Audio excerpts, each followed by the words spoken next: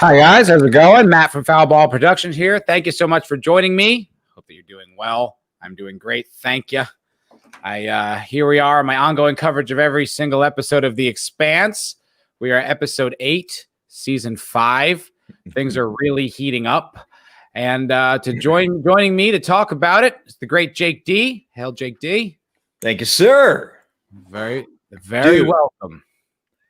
10 out of 10. One of the best episodes of the series tonight.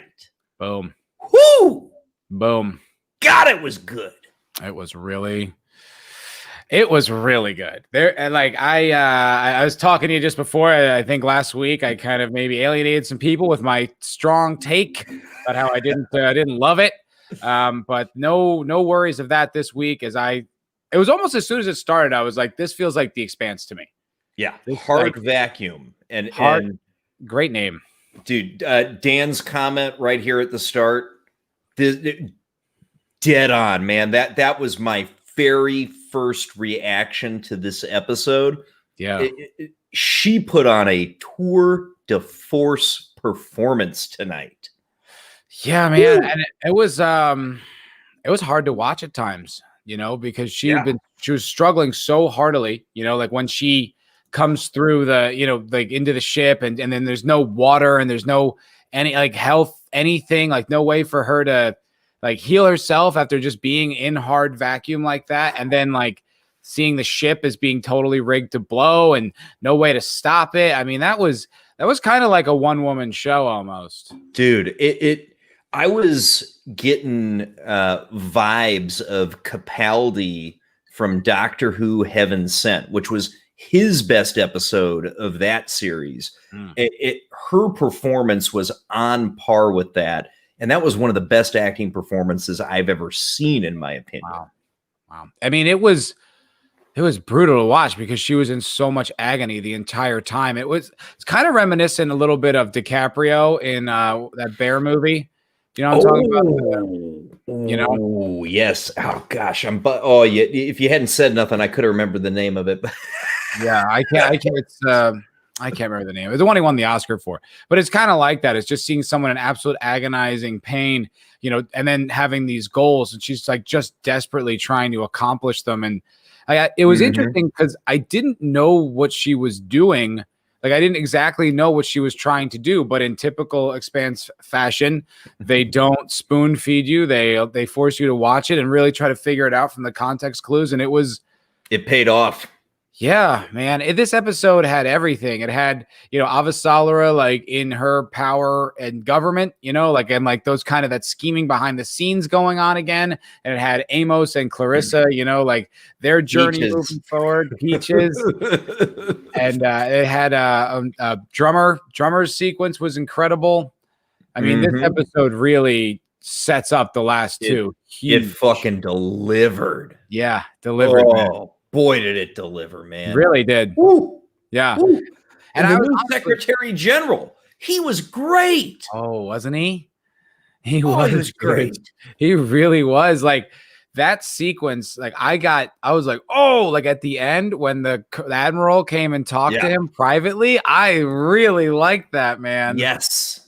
I thought that was dope, dude. Like just that felt like old school Expanse to me. Like, like the military powers, like the contest, to like, like the hearts and minds issue of it. It was really good, man. I had a blast watching it.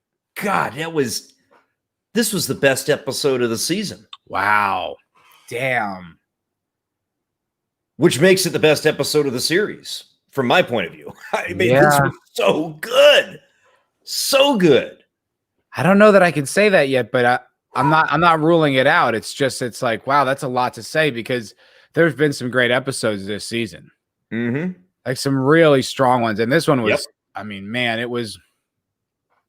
I really love that. Like, even in like when they're victims, like even Earth being a victim, they still might be acting in a way that's not necessarily like, moral or ethical, like they're talking about wiping out innocent civilians on this station. It's like, damn, like it got real again real fast. Yeah, that conversation between the Admiral and the Sec Gen, exactly, Elvis, dead on, man. This is that conversation that those two had, and he wants the Admiral to be completely frank with him, and you know, and he just says, you know what? Yeah, we're going to kill some civilians, but you know what? They just killed millions of our civilians, so fuck them.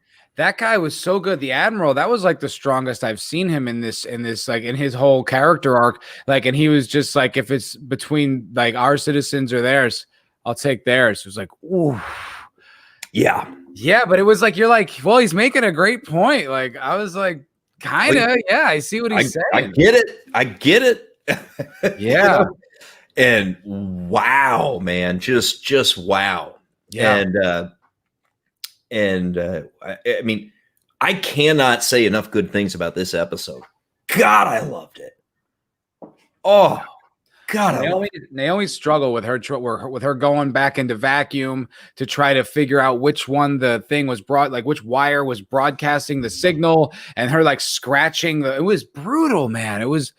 I felt so bad for her, you know. It's just like, and she's struggling so hard, and then she hears from the Razorback, hears from Alex, and she's like, no, it's a trap. Like, then like her just desperation, her complete helplessness while going through those challenges was, woof.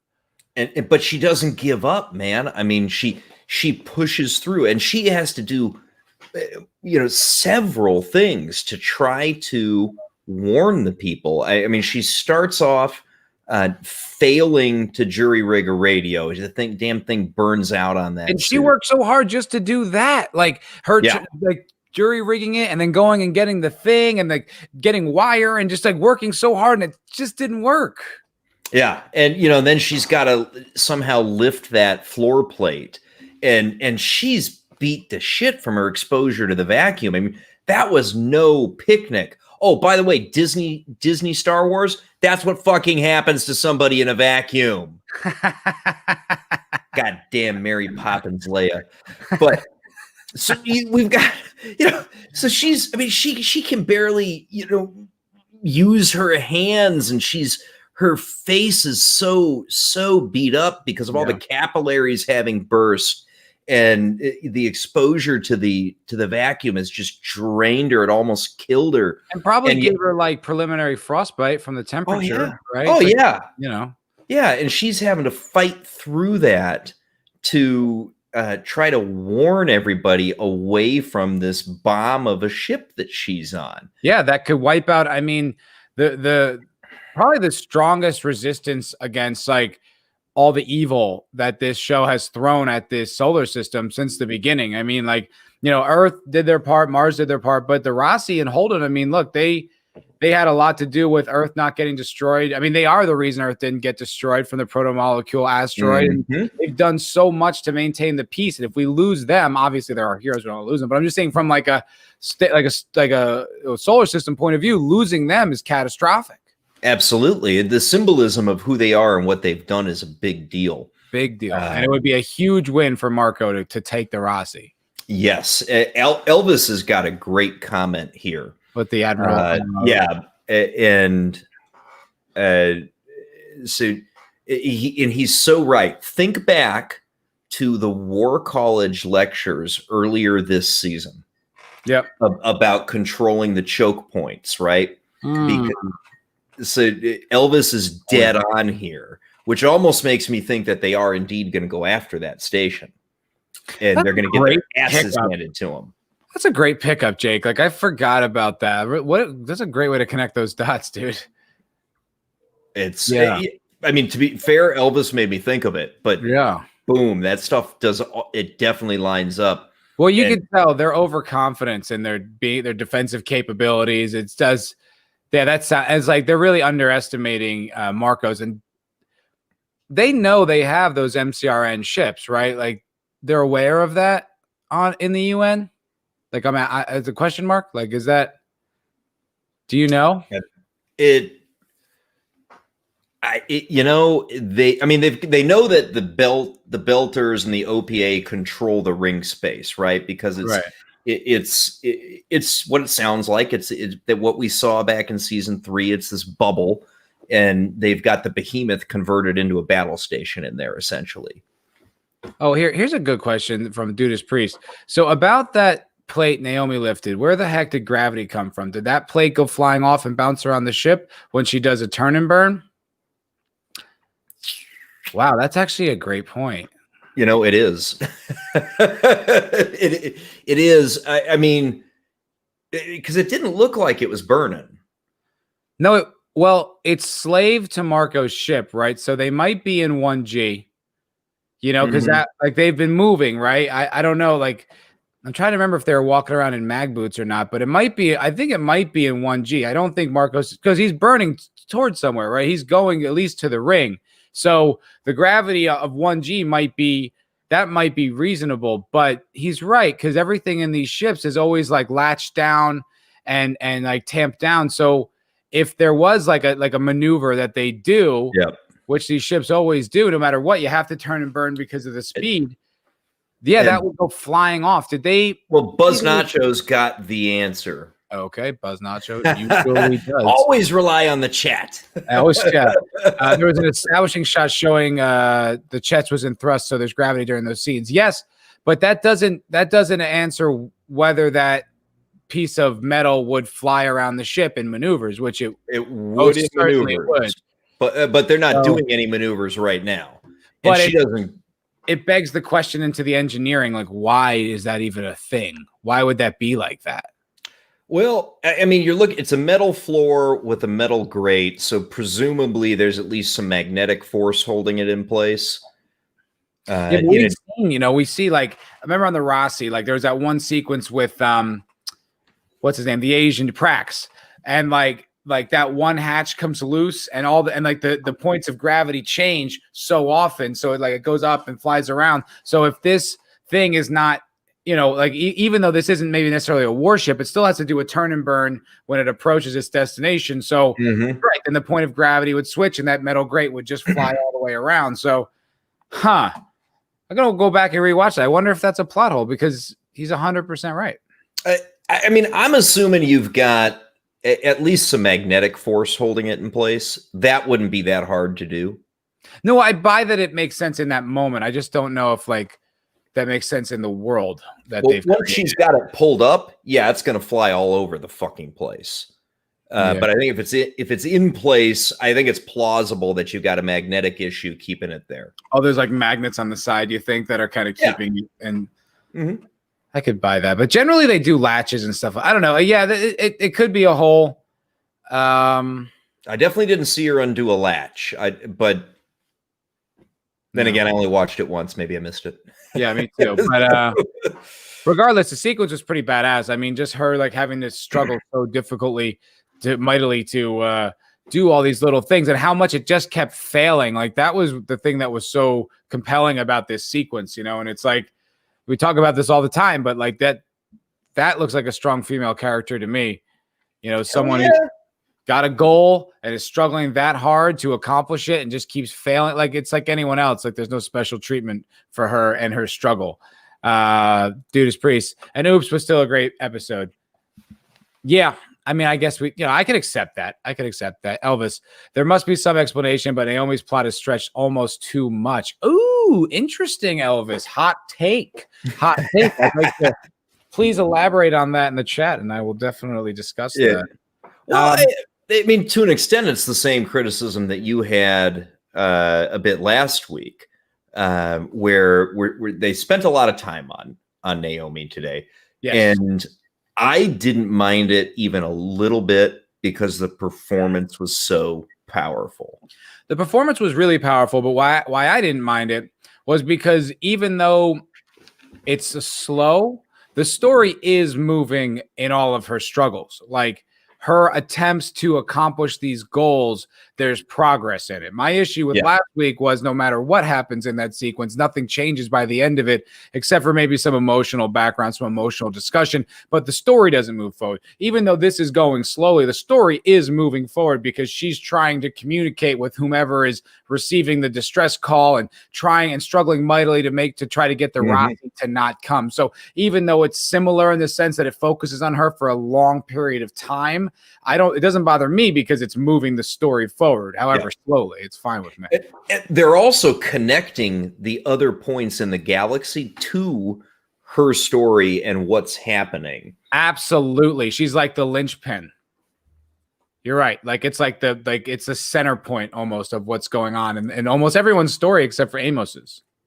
Yes. Hey, the mighty Eric K. What's up, my man? Good to see you, brother. And I second his sentiment. I think his sentiment is marvelous. Please do smash that like button and subscribe if you haven't. Appreciate it. We do indeed. So what do you think of Amos's story? So I wish Amos was getting into space faster. I felt the same way. Not that I disliked his story, but they could have tossed what he did this week into last week. And we could see him already on his way to Luna. The interaction that he had with I'm blanking on the gangster's name, his buddy from when they were kids. I don't even know. Yeah. It was good, right? It was believable, and it was what I expected. And in fairness, it was certainly predictable. We knew where he was going and who he was going to talk to, and sort of what the plan was. But that predictability is not necessarily a bad thing, because from where he goes from here, I don't have a good sense other than he's getting off world. Yeah, I mean, he's probably going to Luna or whatever, but I feel the same way. I do feel like, there's only 2 episodes left. You know what I mean? Like, when's he going to link up with everybody? When's he going to get off world? It's dragging it out almost a little bit. Like you said, I think if they had touched on it last week, I would have appreciated that a little bit more. Yeah. You know, just to move the ball. Yeah. So that's, maybe a narrative miss in terms of how you could have kept his piece of the story moving. Okay. But they have had a pattern throughout this season where there's a couple of the main characters who are not in this week's episode, but they're in next week's episode. Yeah, totally. And then they're not in the following episode, but they're in the one after that. And the 2 big ones that's the case for have been Amos and Avasarala. Yep, 100%. They are only in about every other episode. So they have kept with their pattern there. I will say the difference with Avasarala is that her storyline is central to the action, to like the biggest action of the the episode or the show, whereas Amos is very ancillary. You know, it's all happening and it's not having an impact on the overall story whatsoever, at least not yet. So it's a little less satisfying, I feel, to see it like we're only still just getting back to Baltimore by episode 8. It's kind of like, oh, is he gonna? I need him back in the story, and it's kind of making his whole journey fall a little flat, because the whole point was for him to go and like deal with like his past, and it's like, well, we've only dealt with his past for about 5 minutes, and the rest of the time has just kind of been with Clarissa and getting back to Earth. I mean, it's not entertaining. It's just that like I wonder if it's really reaching that zenith that I was really hoping it would. Yeah, his story's been a little bit disappointing to that extent. I mean, his purpose in this season has been to give us a view of the devastation of Earth. I mean, that is why he's there. That's why we see him where he is. It's to give us a picture of just truly how awful the rock attacks truly were. And for whatever reason, to get Clarissa back in the story. I mean, that's part of it too. Yeah. I don't know how that's going to pay off, but that seems to be pretty significant as well. It's almost, I mean, he needed somebody with him. They didn't want to do just an Amos story, right? Yeah. So they picked Clarissa for whatever reason that I think we'll probably see more about later. But it was as much as he needed somebody with him. Because just having him by himself sort of wandering the earth would have been lame. Yeah, it would have. Yeah, I will say my favorite moment of the episode, or not of the episode, but like it was a great moment, was when he goes and convinces that guy to take them up to Vermont or wherever they're going on that island. And then he's like, gonna be a long trip. I saw there was a case of tequila there. Yeah. Maybe we want to take it. Yeah, that was good. That was Very like Amos. Amos. Yeah. Yeah. Yeah. I thought that was great. What'd you think about the drummer storyline? So drummer's storyline was cool. So we get this sort of establishing shot where they're salvaging, and they're getting all this gear from these wrecked ships, what have Hey, I was a little confused about that. Sorry to cut you off there, but I want to clear something up.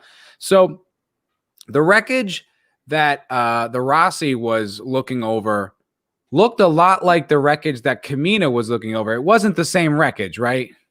I don't think so. I don't think so, but it looks similar. Didn't it look like almost the same area? It could have been, a shot reuse. I don't. I mean, Belter ships are similar in the same fashion that Martian ships are similar. Sure. And in the same fashion that Earth ships are similar. So it's a wreckage of Belter ships. Okay. If you're talking about toasted ships, I mean, wreckage of a few Belter ships is going to look somewhat similar, probably, to another wreckage of Belter ships. But I thought it was different wreckage, Mike. But I see where Matt's coming from and asking the question. And so they're going through the wreckage, they're doing salvage, they're pulling out valuable shit out of these wrecked ships, and they've got this really cool conversation where, Drummer's pissed. She does not like what they're doing. No. She knows they're being essentially blackmailed and used, and whatever words you want to have for that. And it's stressing the fuck out of the crew.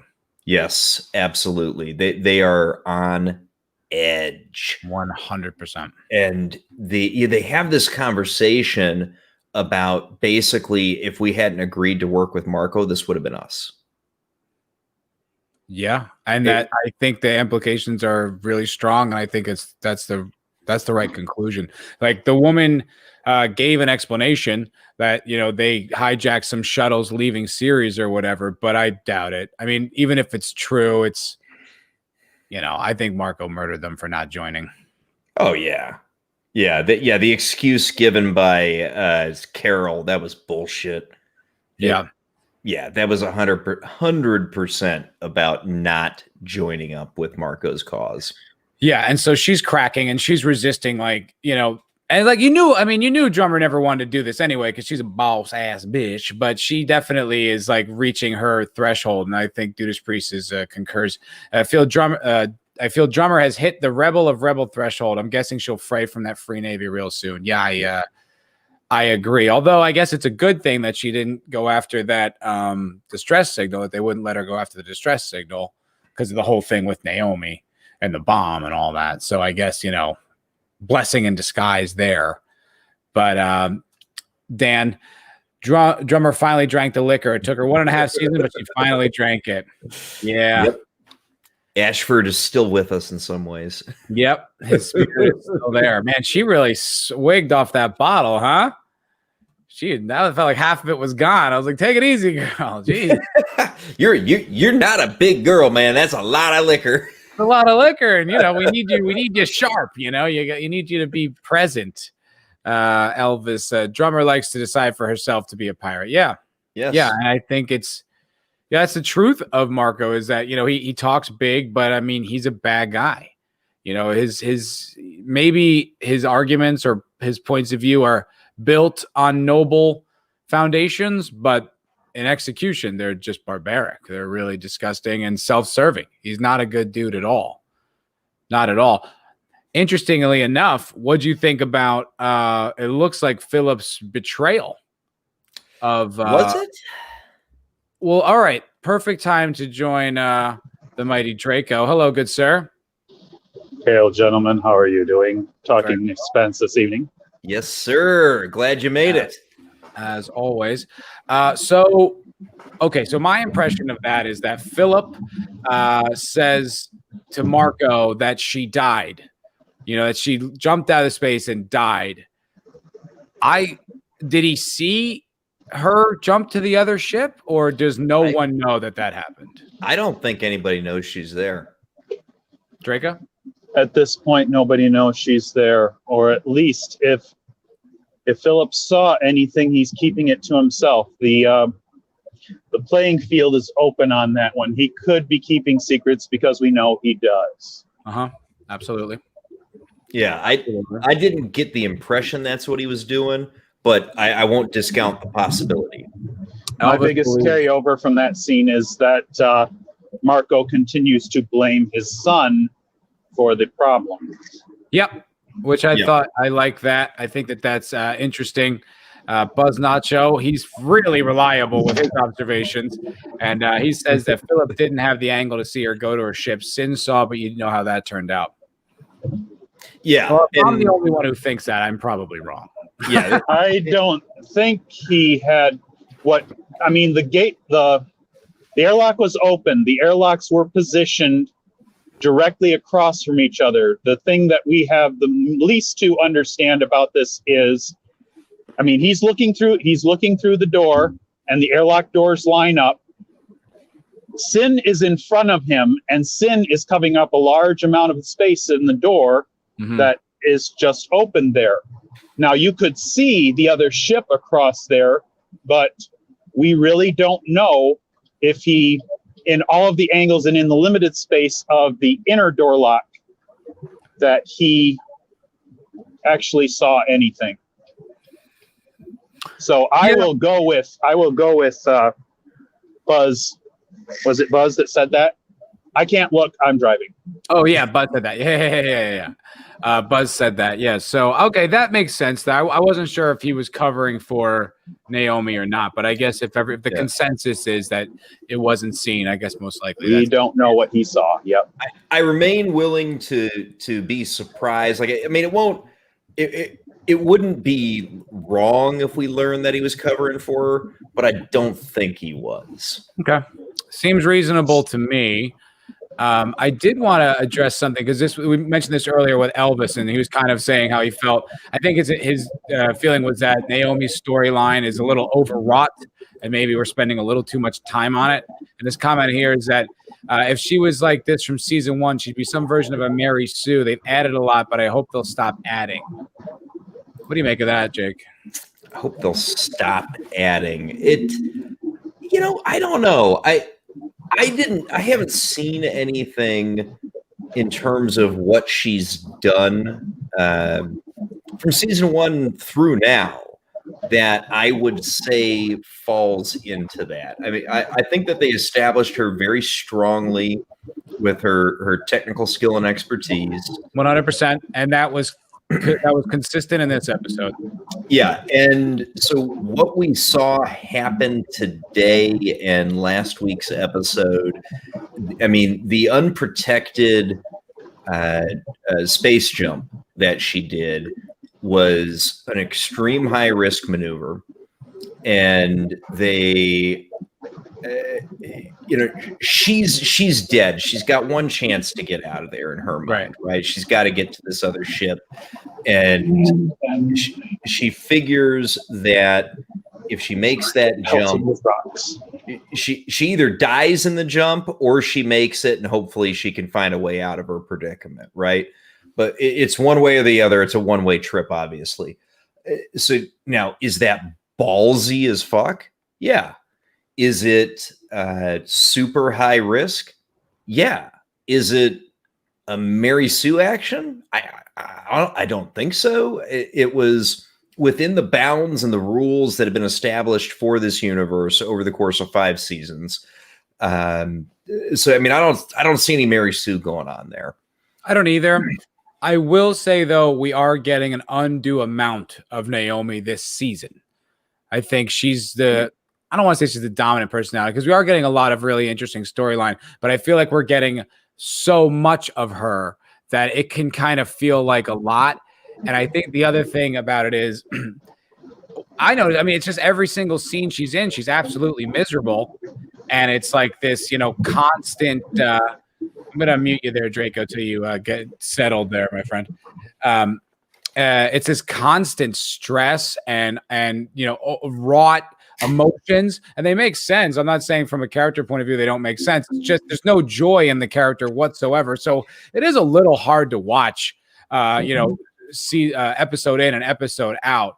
I don't know if there's anything about it fundamentally that like irks me. Like I feel like it's really gross or whatever, but I can kind of see it. It can rub people the wrong way. I think, it was something that you were talking about, Jake, with your girlfriend. Like when you guys watch it, she doesn't like Naomi. She doesn't respond to Naomi. Like she kind of just doesn't like her. And I wonder if that's anything like that. If that's what people are feeling when it comes to Naomi's portrayal this season. It could be. I'm very curious to hear my girlfriend's take on this episode. She'll watch it tomorrow. This is cool because I get to watch every episode at least twice. I watch it myself on Tuesday nights, and the girlfriend and I watch it on Wednesday nights. Awesome. So I'm really curious to see what her take on Naomi's going to be after this week's episode. Because I was feeling a bit of the same thing that my girlfriend was in terms of my reaction to Naomi and my opinion of her. And this week's episode, I absolutely fucking loved it. I absolutely loved her performance. I thought it was powerful, and every moment of it, I was just, okay, what's she going to do next? What's she going to do? How's she going to, If this show was like one of those mainstream shows that actually got awards, like it would be absolutely one of those, those episodes where someone gets an Emmy nomination or an Emmy win, like it was super powerful. Yeah. But going to her storyline, Dan has a question about, so Naomi changing the message. How does that alert people who are not in the Free Navy and know it's a trap? Thoughts? Well, she changed it to basically say, this is Naomi Nagata and I am in control. Did I catch that right? Because I only heard it like the one time. Yes, you did. Can you hear me? Yes, sir. Yes, that's what she changed it to. Yeah. And it's Naomi Nagata aboard the ship. I am in control. So she realized she couldn't broadcast out by like a new message, but what she could do was try to change like what was going out, like a Morse code thing almost. She found the channel in the electrical system that it was going out on. She grounded out the line so that the signal did not go out when she didn't want that part of the message played. That makes a lot of sense. Okay. Mm-hmm. And then Elvis says she cut the message to use as a form of Morse code. You're kind of like filling in the blanks, like sort of just giving like little pieces. That's interesting. I didn't actually notice that. Yeah. Real quick. So that's how she's alerting people. Yeah, makes sense. I wanted to say hey to Tracy Metherell. Hey, all, just found you. Love that we're live streaming your favorite show.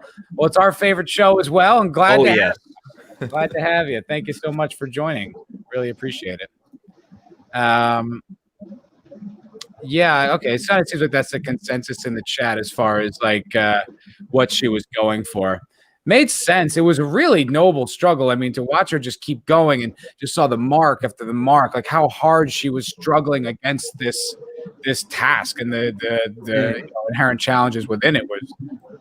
Yeah, it's pretty badass. Oh, and Buzz Nacho says that's why she kept rehearsing and saying all the lines so she could memorize the rhythm of it and know when to cut out the parts she didn't want. Awesome. Yeah, okay. Yeah. When she first started doing that and repeating the message over and over, I'm like, why is she? And then, but, they make you get the payoff. They didn't, they respect you and they show it to you, and it worked great. Yeah, I mean, that's pretty bold to go through all that without like revealing exposition, without actually like explaining why she's doing it, to like make you just kind of suffer with her while she's doing it without her telling you why. Mm-hmm. It was pretty badass. Tracy says she's the smartest person in the room. Yeah, I will. Yeah, a lot of times she is, and it was fun. It was really fun to see. Like the what's it called? Like her engineering skills really becoming the center stage. Because at first I was kind of like, why is she why isn't she engineering her way out of this situation? Like why isn't she like using her abilities as an engineer? And then like, oh, that's exactly what she's doing. Like she's trying to get to that tool to like, really like kind of flex her engineering muscles. And I was like, that was pretty dope. Pretty dope indeed. Yeah.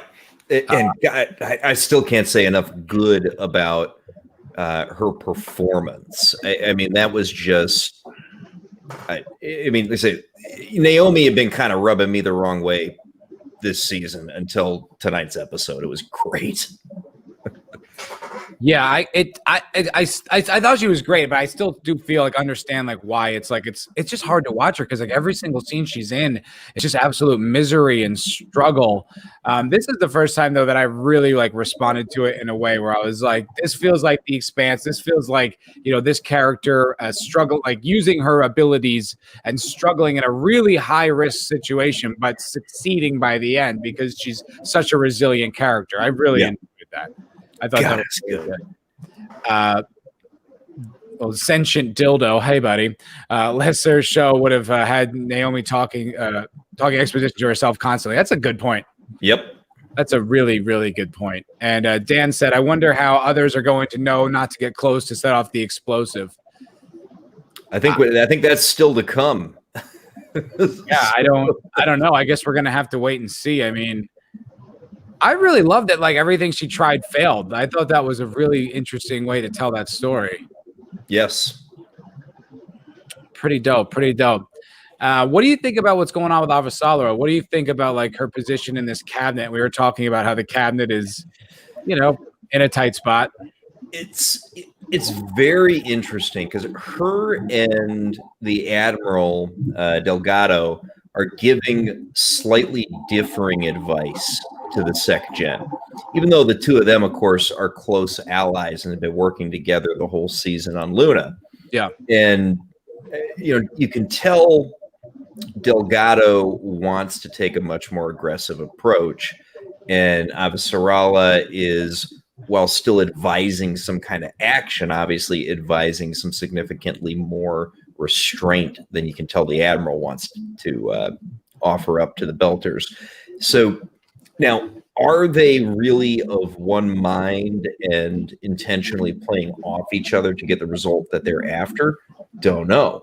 We didn't see them having any interaction that would suggest that. So I think that is the diplomat side of her playing off. And she obviously manages to get the recognition and the adulation from our new Sec Gen, who says, look, hey, it's these two that made it so that there are not millions more dead. It is straight up because of Delgado and Avasarala. Yeah. So you didn't. Oh, sorry. Go ahead.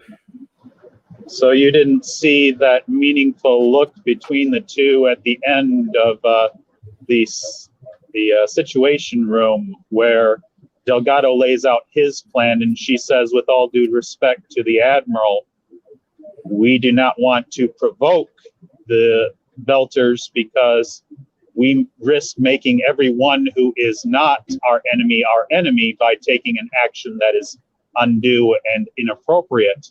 And then meaningful look between the two. What are you doing? Do you think this is a good idea? No, I think we should do this. And I think there's tension there that there hasn't been before. I agree.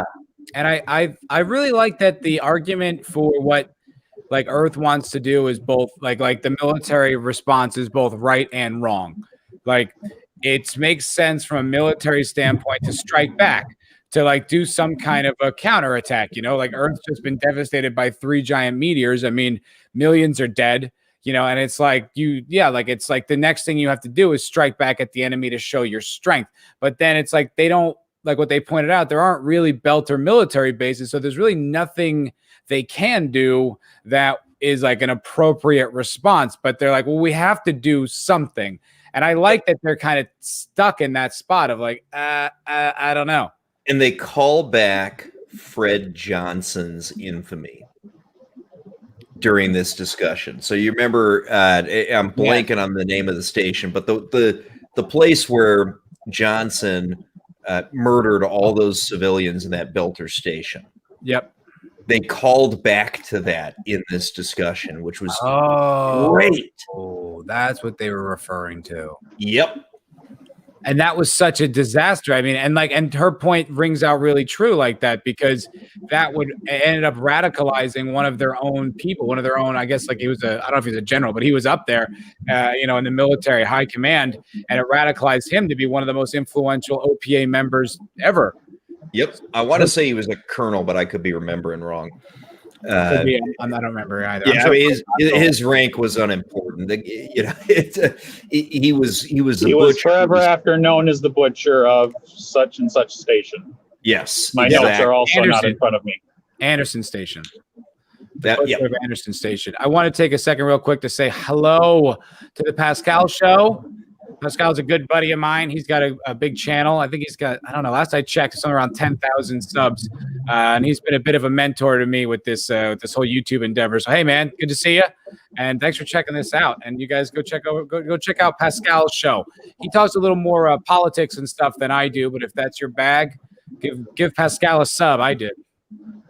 All right, man. Yeah, he was sending you a few messages in the chat, by God. Yeah, he's a good dude. But Colonel. So hey, I did remember right. Okay. You were right.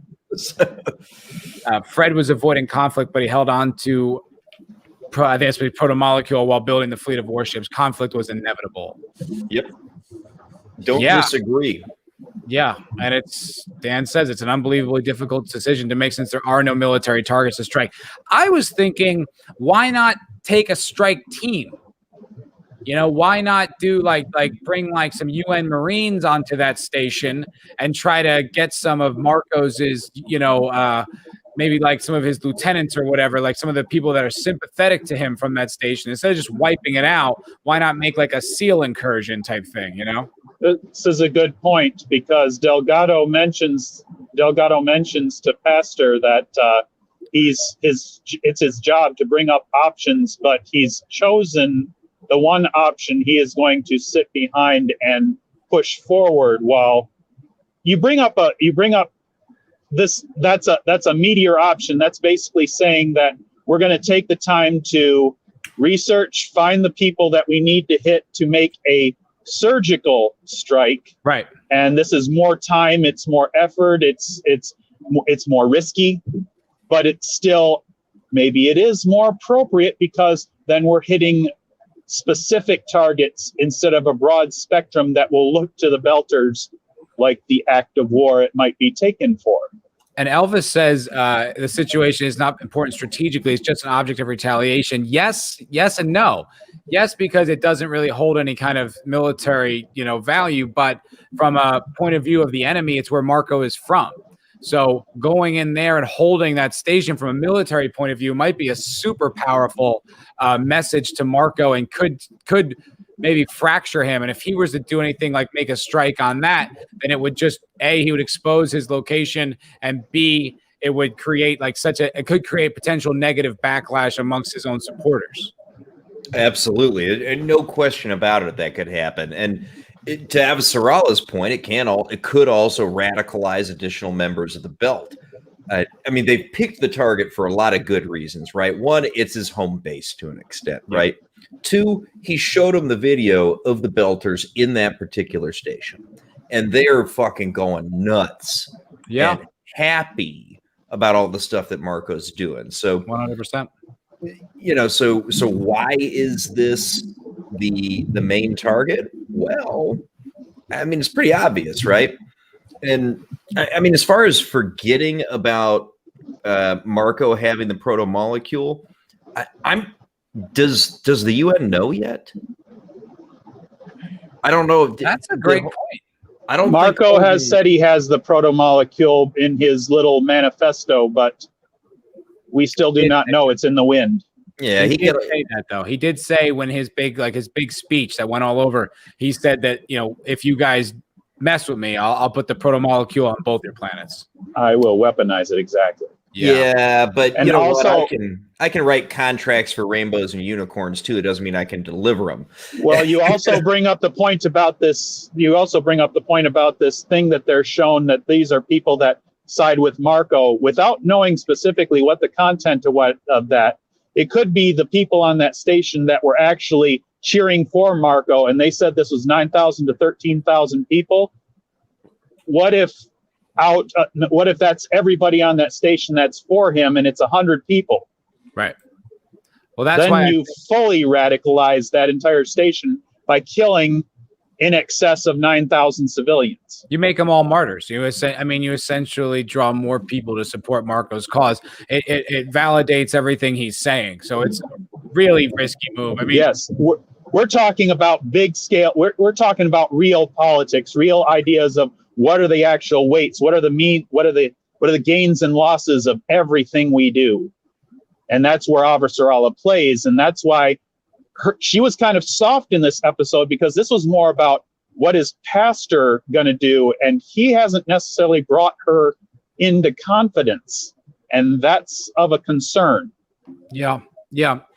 Elvis says Marco's real base is series because Dawes is never for a civil war. Hitting Palace Station would be foolish. I agree, 100%. There you go. Yeah, but you can't hit Ceres. Ceres got millions of people on it. Mm-hmm. But you could do something more. If you were looking for a long-term solution, a surgical strike there could be something that could be researched. Yeah. I mean, I guess the number one thing would be to secure the ring. That's the biggest thing right there. I mean, that has to be.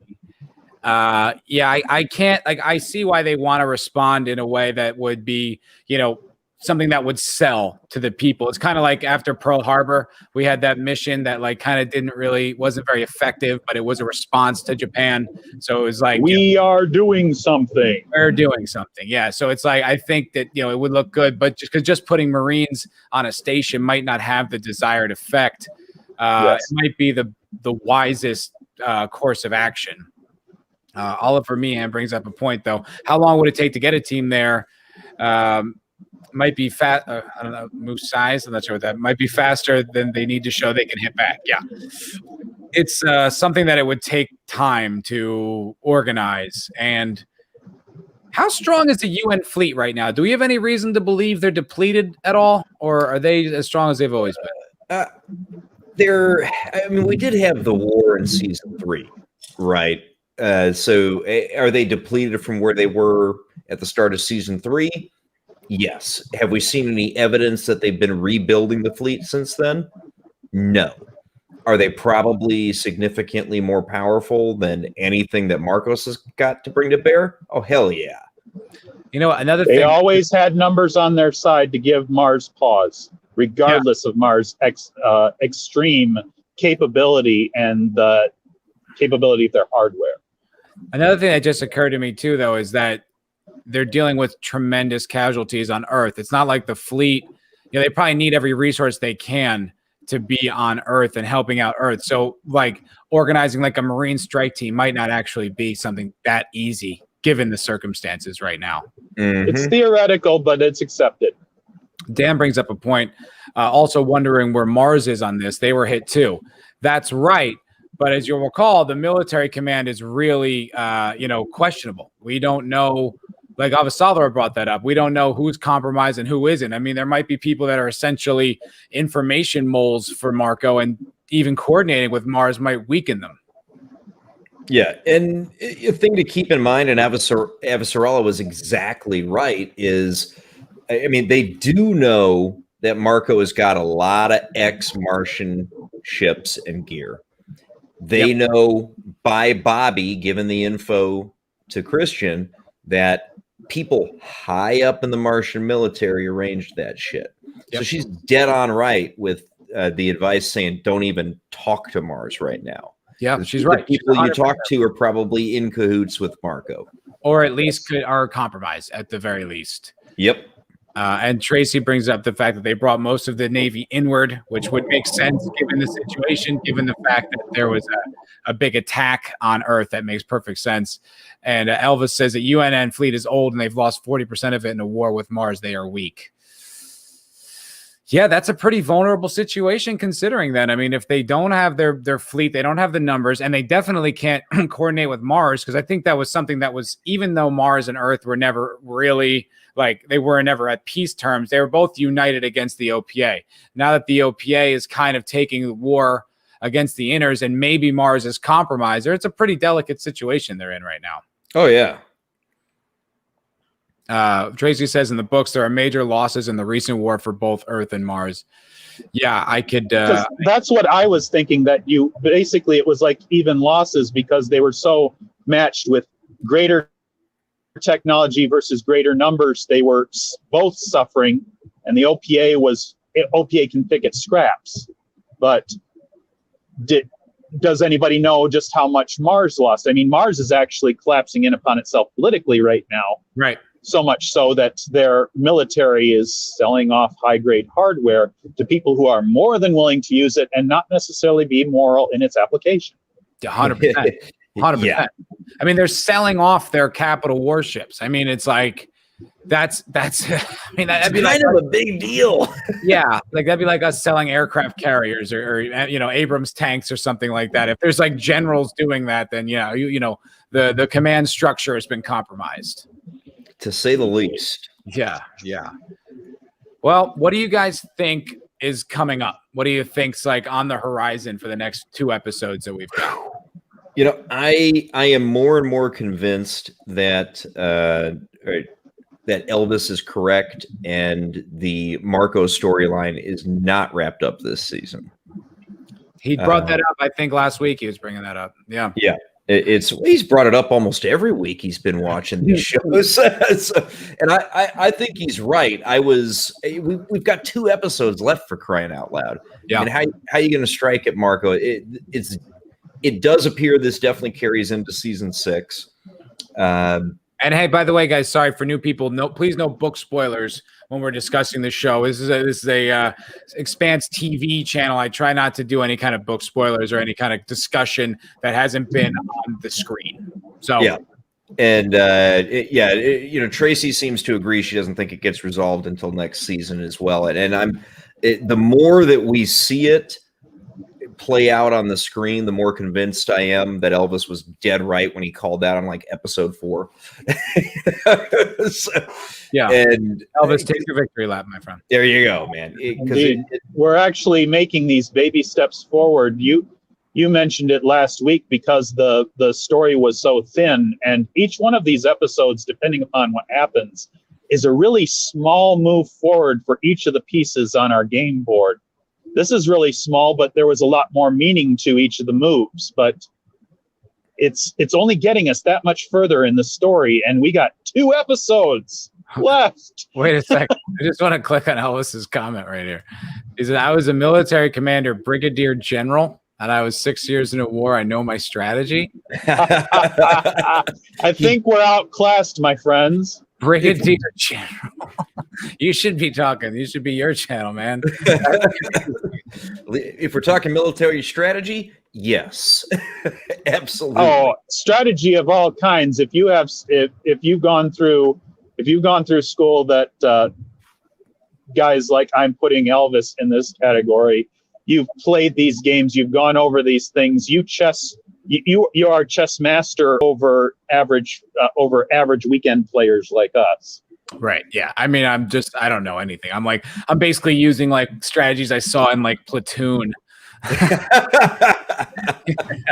I'm willing to put up strategy skills, but I'm not on that level. I'm nowhere near that level. No, I'm not going to go there. I'm not going to. I'm like, I'm like StarCraft. Do we have enough crystals to build this fleet? I don't know. Game theory. Enough crystals. Game theory. He's master level. We are somewhere perhaps far below. Yeah. Tracy says they only need to resolve the Naomi situation, get Amos off, and reunite Rossi crew. Yeah. That seems to be about the most they could accomplish, really, in the last couple of episodes that we've got. And that would not be remotely disappointing for me. I mean, there is nothing wrong with not resolving a conflict in season. It is totally okay to have it be something that takes a little bit longer, goes over a couple of seasons, season and a half, whatever it may be. There is nothing wrong with doing that as long as you stick the landing in your season finale, which, I mean, let's just be honest. I have zero doubt that they're going to stick the landing in this season finale. all of us here, we are all in and invested in this show because it's the best show on television right now. And I went so far as to say it is the best science fiction show ever made. I've stepped it up. It's the best one ever made. mean, it's my favorite for sure, although I haven't seen like as many. Like I haven't even seen Battlestar Galactica, so I can't really it's not that educated of a point of view. But they've got to finish this well in order for it to be classed that high. They've got to finish it well to be classed that high. I mean, myself, I'm a little disappointed that if we're not going to wrap up the Marcos thing, but I think I don't know. I think it's working. You know what I mean? Because I feel like now, if they were to wrap it up now, it would kind of rush it. Game of Thrones season 8. Oof. Well, fortunately, Dan and Dave are not on this property. Well, fortunately, and I have a lot more faith in Naren Shankar, and I have more faith in guys that I don't have a whole lot of trust in Ty and Daniel Abramson. They're putting this together. They put this together so well, and every single season has done well. I mean, even the week season 4, there was a lot to say that was good about it, and I have a lot of faith in them to, regardless of finishing this. In my opinion, this is going to be shorter than the book unless this gets pushed further somehow on the management corporate Amazon level. But finishing it next season, they could still finish it well. They could tie a bow on it, and it could be a beautiful thing. And then in that scale of everything from the first season, even starting out slow, they finish well. They leave an excellent taste in the mouth of everyone that loves this show. Everyone that could criticize it, they don't have a whole lot of. You have no meat to pick. You have no bone to pick with them. Yeah, they could finish this, and this could be one of the best, if not, at least not the best, hard science fiction. Hard science fiction is uncommon in the general, in the general eye. So they could really just blow us all out of the water, and it will be the complete thing. Once we get this package actually finished, that's when I will place my vote. And it's in the lead right now, but it's in hard competition against a show that was unfortunately hit by so many issues, Babylon 5, and a show that had its own foibles near the middle and the end. Battlestar Galactica reboot, which has a lot of people not liking it because they attach it to the 80s show because it comes from that pedigree. Yep. But I'm withholding my choice on it. Hey, Jake D, if this finishes out well, as far as I'm concerned, yeah, you can pick it. I'm just not willing to assume that all things end as good as we hope they would in the middle. And you're right. The cautionary tale of Game of Thrones lingers large. I mean, these are, I'm not that concerned. I just don't believe it will die that hard. I don't think it's possible that it will. I mean, I just can't see how it would. Like this season is written so well. Like they came out the gate blasting. Like I couldn't believe how powerful those first 3 episodes were, how captivating it was, and how consistent it's been. Like literally the only episode I've had an issue with was the last one. And it's every other episode has just been so strong, has been so consistent, and even like up their game from previous seasons that I can't imagine that this doesn't go well. It's I have full faith that they're going to bring this home strong. I really do. Naren Shankar is the man. He's in charge, and the writers are with him hand in hand. I'm not worried about sticking the landing. Yeah, no, me neither. And Elvis says this story is stretched on 2 books, or I guess maybe you're speculating, but it leaves new possibilities. Well, I mean, it must end with the next book because of the way, like everyone who's talked about it, who's read the books, like there's like a huge gap. And even on the video that I did talking about how like I was disappointed that the show was ending after season 6, a lot of comments were saying it makes perfect sense that it ends there. It's the end of an arc, this, that, and the other. So, and even the authors came out and said that it's not really canceled. It's just, this is where we want to end it. And for us, that's where it's going to stop. So maybe it makes the most sense. Like maybe this is why it's going to go the 2 seasons and they're really just going to, you know, grand slam it in the finale there. And just what you said there, they can tie that bow exactly where they want to rather than hurry it up or run it out longer because it must go out longer. Mm-hmm. They can put it right there and it'll be perfect. And that's where I want to put my faith in that. I have the faith that they can do it. Hell yeah, Naren Shankar can do it. Yeah. By everything that we've heard from the appreciation of the production staff on this, everybody is so in love with this, and it's such a labor of love to produce it. Everybody is full on for making this thing just the best television or the best entertainment on the internet that we have now.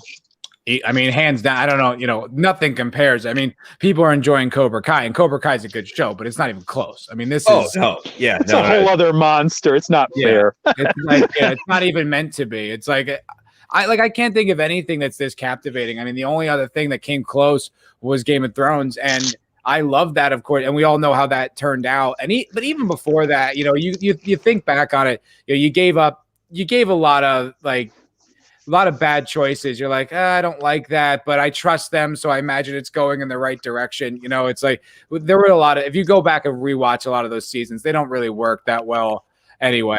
Yeah, it fell apart after they lost it was sliding downhill after they lost the original material from I mean, George. Game of Thrones up through about season 5 was really, really good. Some people would say season 4. I'll give it to season 5.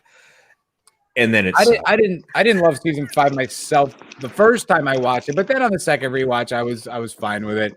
But you know, I think we all had a little cognitive dissonance. You know, it's like it's been so good that how could it be bad?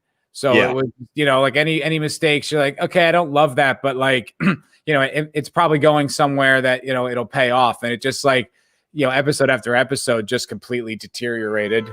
Oh, geez. Someone outside's making some noise. Oh, was that yours? I was worried Draco got in an accident. No. That was if you need to mute me, you can do it because I am outside right now.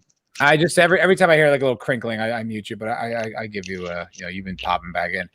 Judas Priest says this great quote. It says Bumcast Anwar had to take a dump in the season 6 punch bowl. Yeah. Oh man, I hate when that comes up. Although I am gonna double down on my speculation that Bull is taking over for Alex as the pilot of the Rossi. Because we know we've got no Cass Anwar in season 6. Yeah, I mean, that makes logical sense. I have no reason to think that that's not going to be the case. I mean, it tracks. It tracks. And like Bull is becoming more and more, you know, a central character, at least in Holden's world. Mm-hmm. You know, he's on the bridge of the Rossi and they're all he's talking strategy and stuff like that. He's not on the same page as Holden. And I don't think he respects Holden's authority as much as the rest of the crew of the Rossi does. But that might change. I mean, Holden has convinced a lot of people over the run of this show that he's like, you know, he's a good leader, even if he is a bit, what's the word? Like naive at times. Yeah. This is a little off topic, but Dan says, I love Cobra Kai because it spits in the wokeness of America. I love the Expanse because it's great, well thought out, awesome story. Yeah, I mean, I would agree with that. It's what I love about the Expanse is that it's really the example of the things that Hollywood says it wants, you know, that it wants representation and it wants like these diverse casts and stuff like that. You know, so often it's bungled and done, you know, clumsily and just like ham-handed and obnoxious and preachy. Whereas this, it's like, it's so a fabric of the show. You genuinely don't notice it. Like even in this climate where everything you turn on and every piece of media, every tweet, it's all so blah, blah, blah. Like every time I turn on The Expanse, it's like I tune all that noise out and I'm just in the world. Yeah, they don't have to tell you that they're diverse and respectful because they just are. They just are. They just are. And what they care about is delivering an amazing story and an immersive experience on the screen, and they execute it so well. At Naren Shankar, like if there's a television hall of fame out there, Naren Shankar should be the bust right at the front door. Wow. We need we don't need the bust. We need the posterior of Naren Shankar so you can kiss it. I'm sorry, that's unfair, but I gotta wipe this brown shit off my nose here real quick. I mean it. I don't think it's unfair for you to raise that to that level, because we really see how impressively he's done it's his list of work. It's the things that we've seen that he is deserving. That's why I say I believe in him. And as much I want to say that I completely understand your praise of the man. Let him do it, because he has impressed us so much. And he's so consistent. He's probably one of the few people in the business right now that actually is so deserving of the trust. Yeah. He has earned it. He has. And they haven't let off the gas. I mean, that's something that's been so impressive to me, because I tried, as I've gone through every episode and covered it, like I tried to pick apart my appreciation for the show. I tried to find the holes that maybe I didn't see because I was so captivated in it. And it's like, no, man, they're not there. Like this show is really consistent. Like I think the only thing that turns people off is, we've talked about this, it's the first 3 episodes are kind of tough to get through because you don't have like a touchstone on why you're watching or who you're watching it to. And then it's just like objective things that maybe are not really your style. Like I've heard people, they don't like Avasarala's voice. I've heard people say that. I don't know why. I think it's great. But some people, they just kind of turns them off. And some people don't like Miller's hat. They think it's pretentious. And those are things that like are just choices. I love Miller's hat. I do too. And I think it's great, especially for like the noir detective story that they're emulating there. But those are just things that like, okay, you just don't like that. That has nothing to do with like, it's like a flawed storytelling choice. It's just a stylistic thing that you don't really respond to. And that's it. But like from an objective, just storytelling standing point, a script structure, like acting, all the special effects and the sets, the props, the complete like production of the show is exceptional and has maintained through, up into 5 seasons now. And hopefully we'll go all the way through into 6. And that's fucking remarkable. Yes. And unprecedented, like there's really nothing that. Yeah, absolutely. I mean, the only significant criticism I have of the show is that I did have to dedicate myself to watching through the first 3 episodes. Yep. As soon as I did that, I couldn't stop watching. I agree. And I think it's so funny. Like the reason that doesn't work is because it's too faithful of an adaptation. It's like in a book, when you're reading it, you have more time to be there with Holden's point of view, when you read the first book. So when the crew is slowly coming together, it makes more sense from a TV show point of view. When you're watching those episodes, you're like, okay, what's the hook here? And so I think a lot of people hear the show, even Just Another Red Shirt, who's like kind of part of our community and really has a lot of the same points of view on media. Even he was like, he needed me to be like, give me some encouragement. Give me a reason why I should stick with this show. And that's what I always say. I say, if by episode 4, you're not in, maybe it's not for you. Yeah. Yeah. And and you do. Yeah. I mean, yeah, just read this, 'cause this is dead on. Elvis, this show is great. Like it or not, objectively, it's almost perfect. Yeah. Yeah. I don't know what the criticisms would be, even when we worked pretty hard, I think, to find them. It was someone. You got some hell for that last week. Yeah, a little bit, but I think my point is supported by the fact that, okay, we're not going to wrap this story up. by the end of this season. So we had to drag it out a little bit. I mean, like I said, it's not a huge sin. It just wasn't the best episode ever, Yeah. Hollywood doesn't take the time to really build a story, but you need those episodes to build a story and give it depth. Yeah. And you need a world. I mean, it's a lot of work to build a world, but we're in a very unique position with these particular authors because of how long they've lived in this world, from when it was a video game to a tabletop to a novel series and now a TV show. Like, they know the mechanics of their world so well. They know the motivations of their characters so completely. I mean, it's almost, this is almost like kind of a once in a lifetime kind of thing, maybe like Lucas with Star Wars, in the 70s, but like, for the most part, you really don't get this much, competency in world building and like competency in craft and across so many different mediums like that. I mean, it's 100% unprecedented. Yeah, it's the other thing I think that we're seeing is, I mean, Lucas always wanted to try to, all those special editions and changes and additions that he made to the OT. So that was, a lot of people don't like some of those changes that he made, right? You're talking about like the special edition from the 90s? Yeah. Whereas with the Expanse, what you just talked about is, how they took it step by step by step by step, building and creating and expanding and perfecting the world and the story that they were telling. Yep. And unlike Lucas, where he went back and tinkered with it and made it less effective, and what the authors who've been a part of this IP for its entire existence have done in partnership with Shankar is they've improved upon it in virtually every step of the way. It always blows my mind to hear avid book readers of this series say that, yes, of course, there's changes from the books to the show, because let's face it, when you swap mediums, there will be. And they almost universally say that it's better in the show. I feel like the biggest fans are the fans of the book.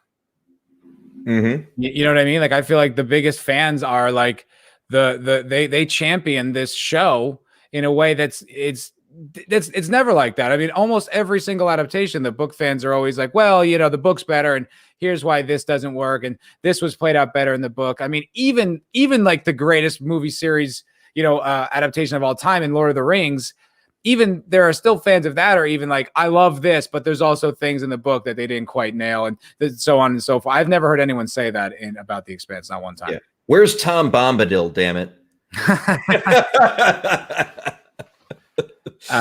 Tracy says every change from the book has a purpose. I feel like I'm getting the impression Tracy's a really big fan. And yes. And she likes the changes, and so do I. I watched the show first and then went back to the books. But that was the impression I got. I was like, oh, I like how they developed this. I like how they made the transition from Bobby being an Avasarala's service as more of a high tension kind of thing, something that was, not just an easy transition. She had to escape and had to fight the bureaucracy of the Martian government in order to do that. I thought that was pretty bold. That was an interesting addition. Yeah, I liked it. It. Yeah. Says back to like the world building of it, like getting the show going. But I didn't mind the first 3 episodes. World was so interesting to me. I was hooked. But at the time, I was starving for good sci-fi. Yeah, I didn't have any kind of like endorsement of it. I hadn't even heard of it. And that goes back to this show. It's like, even all the praise we were just talked about, even all the satisfaction of the book fans, even how great objectively all the pieces are, this show is still critically underappreciated. Oh God, yes. It's now on the plus side, Amazon made the decision to release weekly this season. Mm-hmm. And one of the great things about that decision is assholes like us on the internet talk about it. 100%, including assholes from the show. Yes. And we amplify, we do our little piece to help amplify the signal of the show. Yep.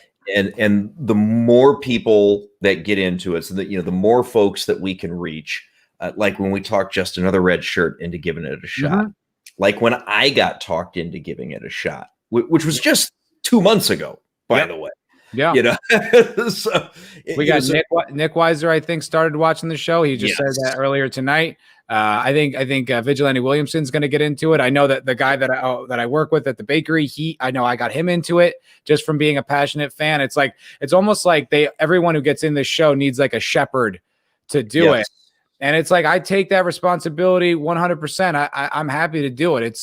It's the best thing I've seen in years. That, I haven't been this excited about anything. I don't even know how long, maybe ever. Massive signal boost for this show. The Drinker recommends. The Drinker is in, and he put out a vid. Did we talk about that yet?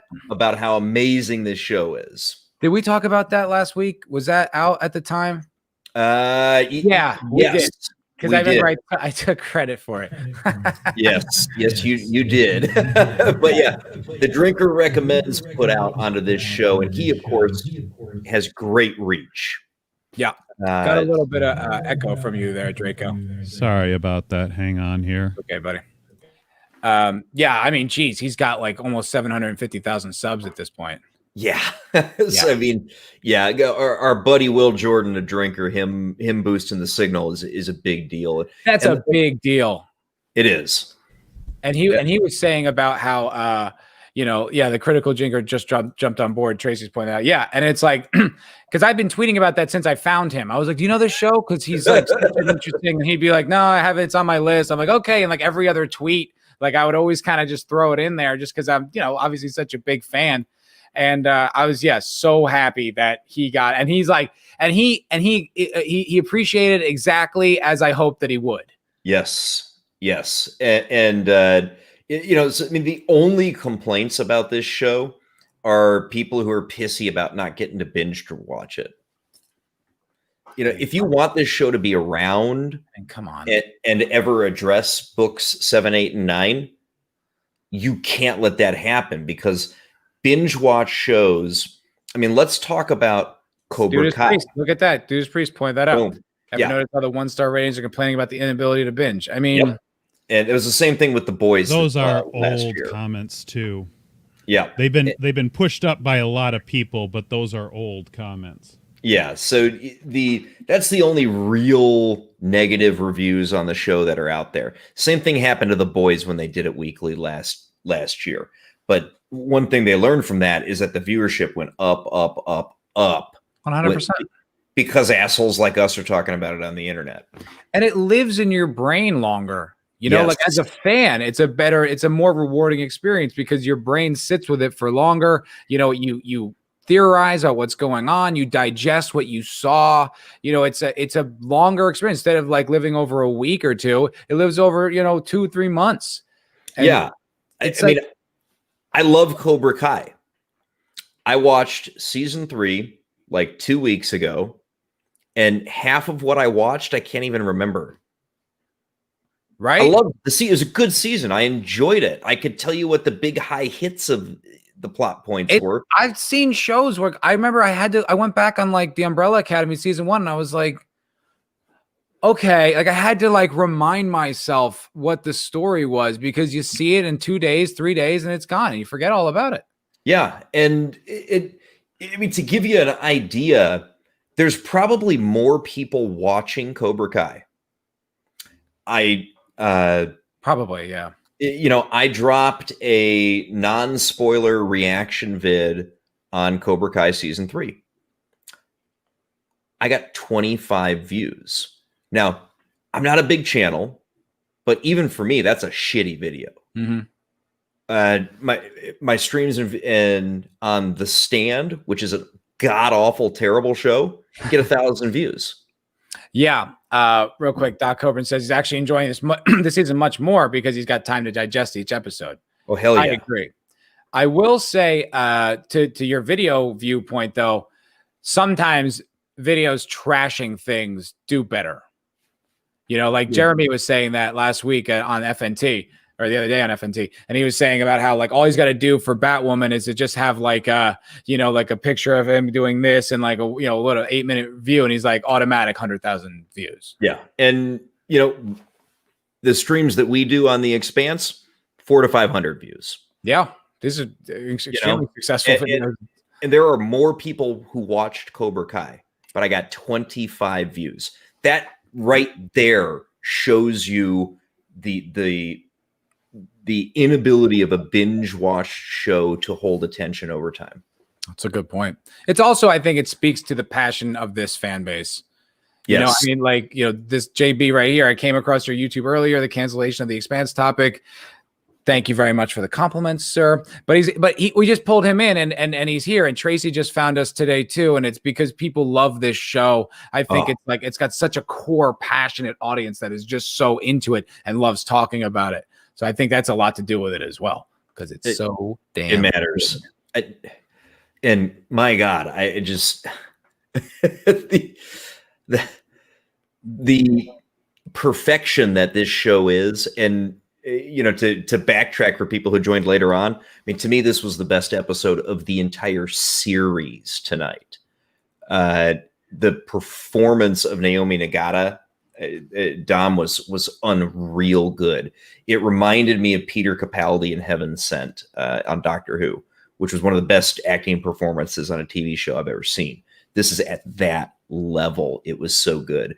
And the politics that are happening around everything is just so goddamn real. It is. This show and this episode, it's next level. Let's say Tracy real quick. Nerdrotic, I think I haven't seen him be negative about the Expanse. I think he was hesitant to you know, he wasn't sure where it was going, but I think overall he's been pretty positive. I mean, I think when the first 3 episodes dropped, he said it was some of the greatest TV he's seen. So I don't know about that. You guys are. I wasn't certain she was talking about Nerdrotic because of how she Nerdrot. Honestly, I thought Nerdrot. I thought that was an autocorrect problem. She fixed it in the next comment. No, I know. That's why I thought it was a different channel. I was like, oh, who's Nerdrot? Yes, when I'm not entirely certain. Tracy, being completely honest here, he generally, especially in member streams, and every time it's brought up, he talks about it favorably. Yeah, and what she's saying, she clarified in another comment, and that was that he doesn't talk about it much because it's so good. Yeah. I mean, it could be. And also, it's just not, you know, I mean, like, it's not like a big fucking show for whatever reason. It's still just not, like, it doesn't have a huge audience. But Eric K says that he still loves the show. It says one of the best shows ever. And I think if anyone would know, it's the mighty Eric K. The Uber wrench. Oh, this is interesting. Elvis says, fans will hate me, but the Pella is the best looking warship of the Expanse. Ooh. Thoughts? You know, here's what I'd say to that. We don't get a lot of the major warships that we get to see them. You get, you know, so when we had the Earth-Mars War in season 3, there's a lot of ships out in space. Yeah. But you're not getting a really close, good look at them too often. Yeah. And it's fleeting. They're kind of going by. So you don't get a chance to take it in. Whereas we have had a bit of that opportunity with the Pella. We have seen that a lot. So I think it's easy to be attracted to one that you've seen more. And it's not unfair to say that that's a great looking ship and have that be your favorite. It's how many do we get good close views of? We get the Razorback, we get the Rossi, we get the Pella, we got the Behemoth. What else do you get good views of? And yeah, that's a good looking fucking ship. I'm gonna say that's a pretty sexy ship. I gotta be honest. You know, like I love the Rossi. You know, the Rossi is one of my favorite, obviously one of my favorite warships of all time. Like, you know, it's that of the Millennium Falcon. You know what I mean? It's like one of those that I just love that much. Yeah, I mean, a lot of the shows. I still love the Rossi. Yeah. I mean, I guess, but in the universe of this show, we saw like the Donninger, but that was pretty large and imposing and not really like, there wasn't sleek. It was just kind of more business like. And then the UN ship. Sorry, I'm talking over you. That's okay, dude. The UN ships are a little, they're more like, they're sleek, but not sexy. Like they're kind of like, like a Nissan or something like that. They're just more efficiency, and they're not beautiful. The Martian ships are always the sexiest ones. Yeah. So I can't. I love the Pella, man. That is a good looking ship. Yeah. It's sexy. It's a sexy ship. I'm not considering the size. I mean, that's part of the problem. The Pella is outclassed by the I'm saying it in reverse. The Rossi is outclassed by the Pella. 100%. And as far as a capital ship, I mean, from everything, every time I look at the Doniger, I'm more impressed by what it does than how it looks. And that ship, the Pella, actually it's stylish. It has a certain amount of style, and it has amount of sense that it's also carrying the brute force that an MCRN warship is going to do. Yeah. But as far as, to me, the Rocinante is still, regardless of it, little bitty ship, it's still pretty. I love it. It's shaped like a bullet. You know what I mean? It's got that one big Epstein drive on the back. It's just a mean little Corvette. It's slippery, but it's fast as shit. It's got all the great weapons, and with the addition of the rail gun, it can go up against more punch than it was designed for. Yeah. Yeah, I mean, it's a funny thing, but now that it's got that rail gun mounted, according to in-universe rules, whether that's true or not, its rail gun could actually make it a serious threat to even this huge warship. Mm-hmm. We showed it being effective earlier. Last episode they used it on that Belter ship, and took it out real easy, real smooth and efficient, and from a safe distance.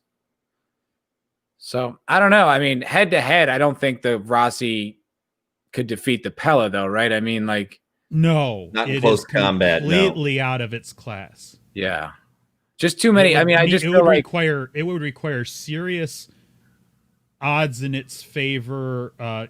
Some kind of trump card. I mean, it doesn't have anything. Yeah, I mean, just the torpedo load alone in the Pella is probably 3 times what the Rossi could hold. So I mean, probably even more. If so it's like, I mean, how many PDC rounds do you have? You could eventually. Rossi doesn't have many. It burned a lot of them. Elvis was pointing that out. I was chatting with him earlier. He was saying that, he's like, they might be down to like a third of what their capacity is. And that's a good point, man. Because with that last battle, they burned so many on all those torpedoes, because it was threw 20 at them. Oh yeah, so, I mean they fired everything, right? I mean, holy shit. Yeah, and so it just seems like the Rossi's burning towards the ring or wherever they're going. So it's like, are they gonna? They don't have time to restock. Maybe if they took out a Martian ship, they could do what they did in prior episodes and kind of strip the body for the ammunition. But that's a big maybe. It's a big if. This is proper now that we have Elvis reporting in chat, because he's listing out classes as a factor of size, especially given that we have ships to compare them up against. I was referring to warship as any ship that was meant for war, armed with guns and ready to fight. But he's now listing out, you have, Elvis has brigadier general experience and so on and so forth. So now we have patrol, military advisor, heavy frigate, destroyer, light cruiser, battleship. Yeah. The only thing he doesn't list there is carrier. Is that a thing in this universe? Carriers? I haven't seen one yet. We've never seen the behemoth. Yeah. You've got the behemoth. I suppose that could be a carrier, but there's nothing else that even compares to it. Hey, Nick Weiser, just saying hello and a thumbs up. And there's still going on this channel over there. Right on. We were all over on Nick's channel earlier. We were talking about WandaVision and Batwoman, the new season of the Batwoman, and it's pretty fun. If you guys want to go check out that stream, it was good. I think the consensus was we loved WandaVision. So if you guys are curious, the more I think about it, the more I really like WandaVision. Yeah, I really liked it. But we're talking about the Expanse right now. Oh, right. The best show on TV. The best show on TV. Duct Tape says the Rossi killed 11 incoming. Yeah, man, that was quite a few. Oh, Elvis says the battleship is carrier. Yes, and I wanted to thank him out loud for that. Oh, right, because Doniger had the Rossi on it. That's how they got the Yes, Rossi. it did. Right. We only saw the one, I think. I didn't see anything else in its bay, but it had a fairly large bay. Duct Tape says Admiral Elvis. No, General. Brigadier General. Brigadier General. Yes. So no, not actually. That's an interesting thing. Like, like that is something you were pointing out, Jake. We don't see a lot of the war, especially when it was on that grand scale.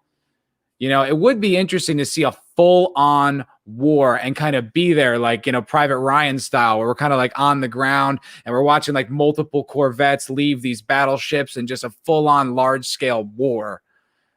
Maybe we're going towards that, because that would be pretty bad ass. I mean, we could, and that could definitely be what's building for season 6. Yeah. Is a full-on war between the Inaros faction and Earth, and God knows what Mars is going to do. I mean, we really don't, because it's unstable as shit. We actually haven't seen much from Mars over the past few episodes. Nothing at all. No, nothing. Ever since.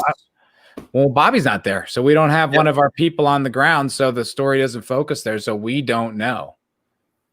V. Juarez says that Donager can carry 2 corvettes. Interesting. I love how much you guys know about these ships. It's very cool. Dude, you always ask the chat, man. The chat always knows. I swear to God, man. Everyone here knows like more than me. I'm like, all right, cool. This is great. Thanks for the help. All right. Well, you guys have any final thoughts? Anything you wanted to like leave off with about this past episode? Final thoughts, man. I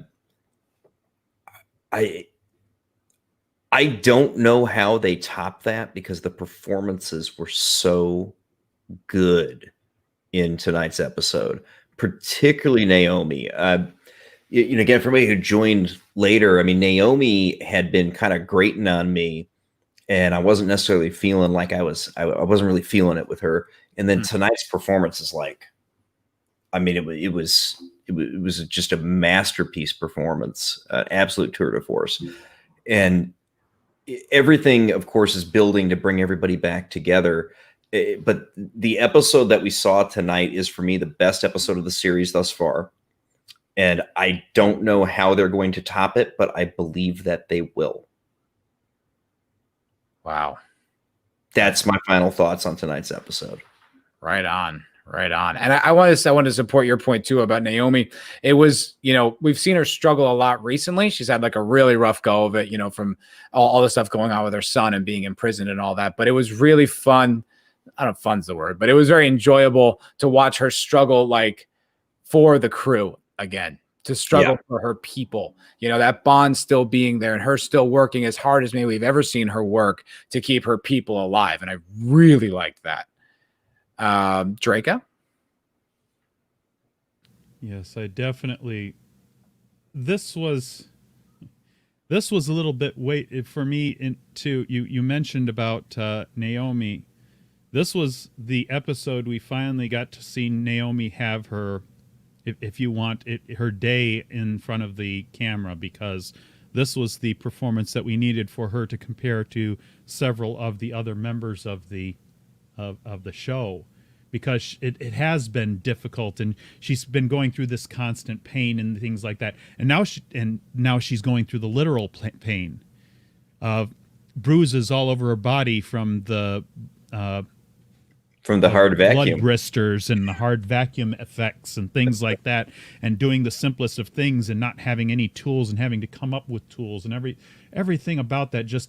That was such beautifully done engagement. And I was telling Jake D in his Discord earlier, it was all about, for her, it was all the acting and all about the process, the sequence of things she had to do. She had to try to solve this problem, and then that failed. Then she had to try to solve this problem, then that failed. Then she had to try to solve this problem, and that failed. And it comes up to the end there, and she's doing the last thing, going step by step through each of the systems on the ship, looking for where the signal comes from, so that she can use the minimum amount of tools that she has available to actually try to change her situation. That was probably my favorite part of this, was her doing this whole sequence of operation. The next thing that doesn't work. The next thing that doesn't work. I loved that part of it. Nothing given, everything earned. Yeah, And I was comparing everything it to, else. I was earlier with Jake. I was comparing it to Leo's performance in The Revenant. Yeah. You know, just a tremendous physical burden. One person doing this. You know, like no exposition, just one actor like struggling that mightily. One character overcoming such a tremendous hurdle. You know, it was She's really the only remarkable. one that can do it too. Realistically, this is. I mean, I want to just push back slightly on the idea of the Mary Sue idea. She is definitely, she is talented. We have seen this. We do not have to be told this by others, so that takes away from that. And in this episode, it takes away from it significantly because she is living through the pain. She might be using her skills, but she is living through the pain. She is overcoming hurdles, and she is not succeeding despite all odds in her favor. Yeah. She just manages at the end to change her situation, and it's not without significant failure heaped up against her, the hurdles that she must overcome in order to make these things happen. This is it's going against the rule of thumb of what a Mary Sue is.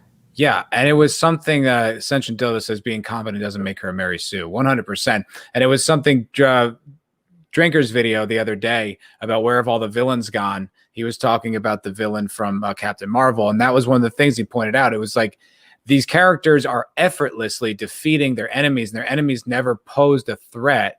So that's why it's not compelling to watch. That's why it's dull. With Naomi, I mean, Jesus Christ. I mean, there couldn't have been a bigger hurdle. I mean, she just came through hell where really she should have been resting, you know, in a medical bay for the next like 3 weeks. You know, she had to do all this mighty physical labor. She had to keep using her wits. She had to keep trying thing after thing and failing and really just barely getting it out there. And it took the whole episode because I think almost the first thing that happens is she gets on the ship. And the last thing we see is her like getting like the message out there. I mean, you can also highlight Elvis's last comment because he makes a very insightful mention about her, that this is part of her failing. She is too much about herself. She's too much about her own issues. At times. And that led to these wider results. And that's my girlfriend's major complaint about the character. Exactly. Why she was a problem in the beginning of the series. That's why she was not as interesting, because it's too much about that. We finally get to see her be a person these last 2 episodes. This is where she is. These things are placed against her. She put herself into this. Now she's going to have to dig herself out of hell because she put herself in that place. Yeah, she did. And it's kind of like what she did when she gave Fred Johnson the proto-molecule. She kind of acted out of like a self-interest that was outside of like the noble purpose that she sort of like agreed upon in with like the being on the crew of the Rossi. So she kind of was like, well, I can still maybe save my son, and this is a big thing. And it was such a risky move, and it's obviously paid off terribly thus far. So yeah, it is interesting. I think it's a great contrast from the last episode where it was just kind of a lot of her talking and a lot of like her feeling like her being stretched thin emotionally, but nothing was really happening. And this is like her really making something happen. And you could just see like she didn't have a choice. There really was no other. It was either she gives up and everybody dies, or she completes this task and makes sure, you know, and saves everybody. And yeah, I mean, it was remarkable. And like I said, it was slow. I mean, not really a lot got accomplished necessarily throughout the portrayal of that storyline, but it was so compelling to watch, and it did move, however slowly. It was really compelling television, and I mean, this whole episode, I think from the jump, I was like, this is what I like. This is what I like about these fans, you know, like the scale of it, and everyone acting in like these really high level situations. And then like always, which they do so well, you know, even when they're in the right, you know, Earth being in the right now, total victims, maybe the response isn't And it's like that moral gray. It's that complex nature of this show. There's never like a slam dunk, you're the right person, you do. It's all kind of moral, and like some characters just need to rise to the occasion to try to guide the hand of the powers to ultimately save humanity. And it's just some of the best TV maybe ever,